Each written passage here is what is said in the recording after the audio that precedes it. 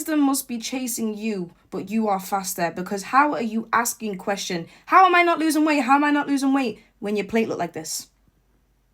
How are you shocked that you are not dropping to pounds when your plate looks like this? 90% rotted carb on a plate. When it comes to food, there are 3 things in the household that are formed at a very young age: your food habits, your food relationship, and your food hygiene. Give you an example. Some of you think it's very normal to eat in bed. Some of you don't. Some of you think it's normal to eat 3 meals a day. Some of you don't. When we look at those factors, the one thing that comes into this is portion control of foods, specifically carbohydrates, not your proteins, not your veggies, but carbs. Many of you are very familiar with a certain person I like to call a piler.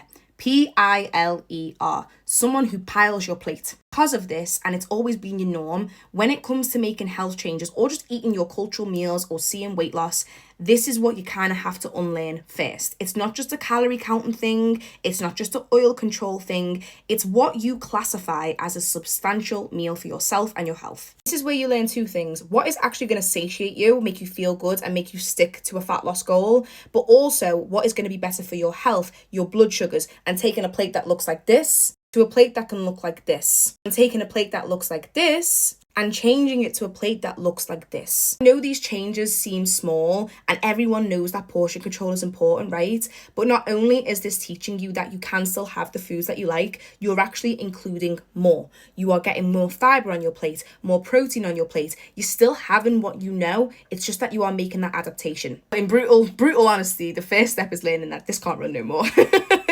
This cannot run. This is not going to get you the changes that you want. This is not going to make you feel good in yourself. This is not including things with nutritional value that actually benefit your health, your energy, your satiation. And you can still have this, but you're going to have to add more things that make the biggest difference. I'll give you an example. This was our client Zara, and her first goal was portion control. She wanted to have her favorite Pakistani foods, but also feel like dinner time, food time wasn't always stressing her because she lived with pilers. So this is her renegotiating and re-looking at her plates. So if you grew up in a house full of pilers and you constantly had plates and plates full of carbohydrates, and you want to unlearn that and you want to take control of your health and your fat loss goals and still eat your cultural meals, hit that follow button and comment the word pilers.